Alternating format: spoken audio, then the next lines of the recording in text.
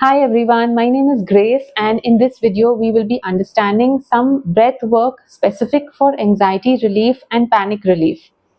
Now, this is not a do along with me video. In this video, I will just be explaining to you the basics of what you should focus on if you have anxiety or if you have panic, generalized anxiety disorder, or you're very stressed and you want something to calm yourself down. This video is specifically for those of you who are looking for help in that area. Very often we are told by our doctor or our therapist or some well-meaning friends, who know that we are very anxious or we are having a tough time relaxing ourselves, that why don't you do some deep breathing? Deep breathing is going to help you. And there is not much clarity on what sort of deep breathing we should do. Should you just randomly do some pranayams? What should you do? So I'm going to give you a breakdown on that. One, I will be telling you what are the breathing techniques that you should focus on. Two, we will understand what are the things that you should avoid. And lastly, I will also tell you some basics in terms of what to do with your breath when you are going through a panic attack or an anxiety attack. So the first thing to remember is that not all breathing techniques are the same. Okay, you have energizing breathing techniques and you have calming ones. When it comes to anxiety, if you are having anxiety or panic attacks or any of those things and you want to calm yourself, focus on the calming breathing techniques. Now, how do you know which are the calming breathing techniques? The calming ones are those where the length of your exhalation is longer, where you're focusing on your exhalation, where you're focusing on lengthening the duration of your exhalation. Now, why is this so important? Why is it that you must focus on the exhalation if you're wanting to calm yourself down? When you exhale in a slow, relaxed manner, you are activating a part of your nervous system which is called the parasympathetic nervous system. Some of you may know what this is. For those of you who've never heard this term before, the parasympathetic nervous system is that part of your nervous system which is responsible for relaxing your body.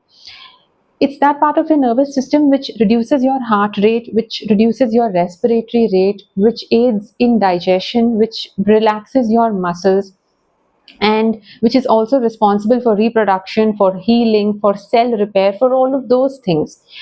When you are exhaling in such a slow manner, in a relaxed and a conscious manner, where you are extending the duration of your exhalation, you are sending a signal through one of the nerves called the vagus nerve that, hey, everything is calm in my surrounding, there is no danger around, there is no threat around, and thereby the brain can relax. The brain can send a signal to all the systems of the body that there is no need to be in the fight or flight mode. There is no need to keep secreting our stress hormones which are being secreted when you are so anxious. There are many ways to activate this parasympathetic nervous system, but one of the ways is through breathing, and in breathing, deep, long exhalations are the key which activates the parasympathetic nervous system, which is why you simply need to be focusing on slow, long exhalations. Extend your exhalations. It's very interesting. You can try this as an experiment. You can clip on an oximeter, pulse oximeter. Most of us have one of these in our homes these days. And if you sense that your heart rate is very high, plug on a pulse oximeter and sit down and just do a couple of deep breaths where you're extending the duration of your exhalation, and you will notice within a few breaths that your heart rate actually begins to reduce. You'll actually notice that your heart rate begins to reduce. So that's the power of being able to control your exhalation and extending the duration of your exhalation. So that's the first thing you need to remember. Focus on exhalations. The second thing I want you to keep in mind is that do not do too many breathing exercises that require you to hyperventilate. Now, what are the breathing exercises where you are hyperventilating? The popular Kapalbhati or Bhastrika. It looks something like this. So you're taking a short, shallow inhale and a shallow exhale. Short but rapid. That's when you're hyperventilating. Now, I'm not saying that these are bad, okay? These are good. They have a place. But when you are very anxious or when you're stressed, and certainly not on the day when you have had a panic attack and the few days after that, because you're still going to be in recovery mode for the next few days after your panic attack. So during those days, I would highly recommend you avoid any breathing exercises that require you to hyperventilate. Why so? When we are in a state of panic or when we are in a state of anxiety, high anxiety, we are very often hyperventilating. You may not think you are doing so because we don't consciously do it, but that's what we are doing. We are breathing in a shallow and a quick manner, and very often this hyperventilation is what causes a lot of fatigue of the muscles in the chest, of the muscles in the neck, the shoulders, the back of the neck. It causes a lot of tightness and a lot of fatigue. People with anxiety often complain of pain in the chest. Hyperventilation is very often one of the causes for this chest pain because you are taking such quick and short breaths without even knowing it, and thereby causing a lot of tightness in your chest, tightness in the muscles between the ribs, the intercostal muscles, and this is what causes a lot of muscular pain. And very often we think it's chest pain and something is wrong with our heart. So, coming back to the point, it's better to avoid all kinds of breathing exercises that require you to hyperventilate. Again, you can go on to doing this when you feel better, when you're a little bit more relaxed. On those days, sure, you know how you're feeling. So, on those days, if you feel the need to, go ahead and do Kapalbhati or Bhastrika or any of the hyperventilating breathing exercises, you can do those. But when you're feeling very, very tensed or very anxious, feeling in a state of panic, you should avoid this. The third thing I would recommend is that avoid breathing exercises that require you to hold your breath. Again, this is something where we do not realize, but very often, if you check your breath, you'll notice that you're not breathing in fully and you are holding your breath. Also, a feeling of not being able to breathe fully is a feeling that a lot of people with anxiety often experience. They experience breathlessness.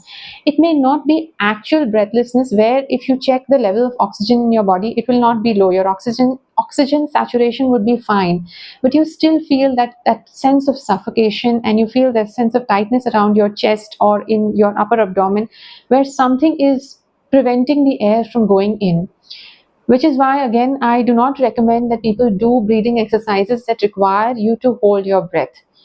If a certain breathing exercise requires you to hold your breath, I suggest the client to avoid it. Even personally, when I'm feeling very anxious, even something as simple as a box breathing that requires you to breathe in, hold, breathe out, hold, I don't even do that. I replace it by a breathe in, breathe out, breathe in, breathe out. I just skip the breath holding part of the technique till I am feeling a little bit more relaxed. Remember, it's important to relax your mind, to relax your body, to send a signal to your brain that everything is okay here. You can indeed relax, and there's no need to be in a state of stress. And this is going to take some time for retraining your brain. So these are the things that the main three things that I want you to keep in mind when it comes to anxiety and breath work for anxiety and panic. Now, what is the kind of breathing exercise that you can do? The simplest and the most effective one will be the 1:2 breathing, where you will be inhaling for a certain number of counts and exhaling for double the number of counts. So let's say you are inhaling for 2 counts, you exhale for 4 counts. If you're inhaling for 3 counts, you exhale for 6 counts. This is simply a way to make sure that you're extending the duration of your exhalation. You can also try single nostril breathing, where you are closing one nostril and simply inhaling and exhaling through the other one. Then you change, close the left nostril, inhale and exhale through the right nostril. The pace of inhalation and exhalation can be the same, 1:2. So you inhale 1, 2, 3, exhale 1, 2, 3, 4, 5, 6. Change, inhale 1, 2, 3, exhale 1, 2, 3, 4, 5, 6. So it need not be 1:2 if you are not feeling comfortable yet. So if you're just comfortable with doing 2 counts of inhalation and 4 counts of exhalation, doesn't matter. That's good enough. As long as the exhalation is slow and extended, go with whatever you are comfortable. See what you're comfortable doing.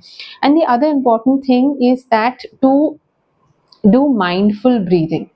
Mindful breathing, what is mindful breathing? You just bring your awareness to your breath several times a day. Just focus on how you are breathing. That's what mindful breathing is about. You need not do deep inhalations, deep exhalations. You just keep coming back to your breath and become aware of your breath. When you become aware of your breath, also notice, is there any tightness in the chest? Is there any tightness in your upper abdomen? And just relax the chest, relax the upper abdomen. Mindful breathing is extremely powerful. Now, how often should you do these breathing exercises? Of course, as soon as you've woken up, even before you get out of bed, when you're just lying in bed, you can start with the 1:2 breathing. And just before going to sleep is when you can do it. But is it enough to do it just twice a day? Of course not.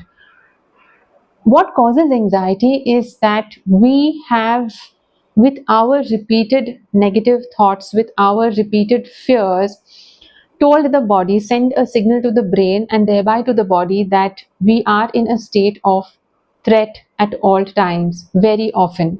We have been repeatedly sending these signals. Remember, it's it's only fair that we accept that we have trained our body and our brain to be so stressed at all times. We have told it, and it, like a very good student, has learned that yes, this person is in a state of threat at all times, and the body needs to be prepared to run anytime. Anytime you will be expected to run.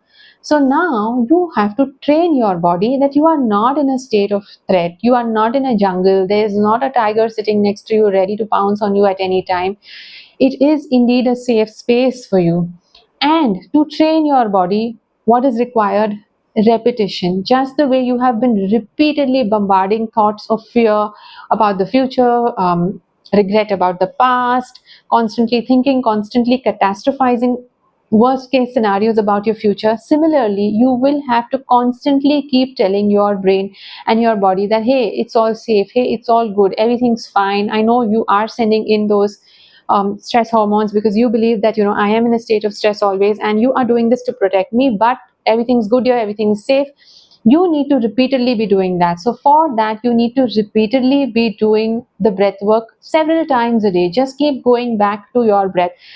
No matter whether you hire a coach, no matter whether you join a yoga class, whether you take an online course, whether you have somebody coming to teach you, nobody is going to be able to remind you several times during the day. It's you who has trained your body to be in a state of stress with your thoughts, and it's you, really, the onus is on us to retrain our mind. We are with ourselves the whole day, so we have to keep going back to our breath when we are walking, when we are cooking, when we are working, when we are just washing dishes, when we are taking a shower, whatever it is, whenever, just try and make this a habit of going back to your breath and just making a check. No need of doing any deep breathing or anything of that sort. Just bring your focus on your breath, bring your awareness on your breath.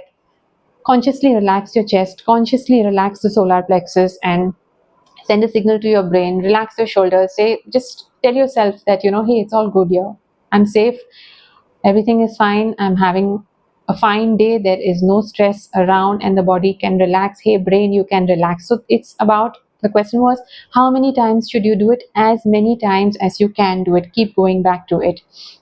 I have some notes here that I'm referring to from time to time, so I am looking away from the screen. Now, coming back to this part, that what do you do when you're having a panic attack or when you're having an anxiety attack? What do you do in terms of breathing? Because very often we're told that when you're having a panic attack, take a deep breath, okay? Just calm down, just sit down and take a deep breath. And for those of us who've had a panic attack, we know that it's just like out of the blue, it's like somebody has taken just engulfed us in a balloon that's full of fear. It's like suddenly this gush of wave of fear comes over you, and in that moment taking a deep breath becomes really difficult because it's just such a terrifying experience.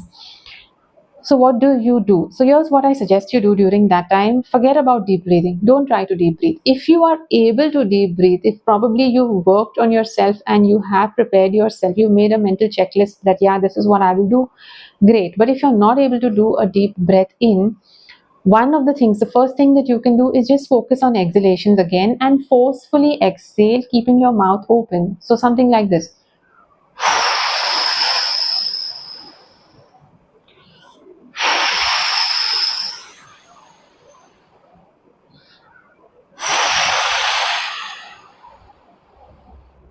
But just focusing on the exhalation. The inhalation is still going to happen, but you're focusing on the exhalation. Another thing that, the second thing that I'm going to suggest is, may seem bizarre to some of you, but try and hum or whistle. Okay, try and hum or whistle. Just make a mental note of this, that the next time you are in a tricky situation where you feel the panic coming on, see if you can just hum or whistle. How does this help? One, yes, the long exhalation when you're humming or whistling again sends a signal to the parasympathetic nervous system to get activated, because obviously if you're humming, your brain is going to be like, 1 minute, why is she humming?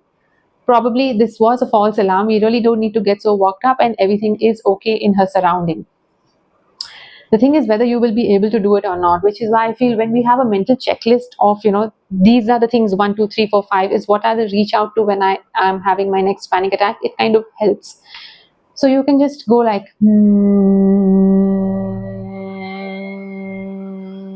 or you can say om, om, if that's something you feel like, of course you need to be in a surrounding where you think that you're comfortable either humming or whistling or saying om. That's another thing. The third thing that you can try is quick short inhales with a long exhalation. This could be 2 quick inhales or 3 quick inhales with a long exhalation. Okay, it will look something like this.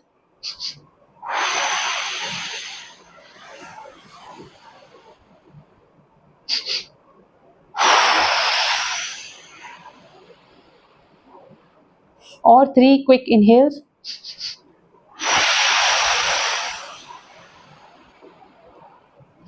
So these are some of the things that you can do. Remember, it's all about practice, and I will be making a separate video on what you can do in terms of a panic attack, so that you can cut down the duration of the panic attack, or rather deal with it in a better way such that it does not last too long. That's for a separate video. I hope you have found this information useful. Do give me a thumbs up, and please share this with somebody who is going through their issues with anxiety or panic. I'll see you in the next video. Till then, take care.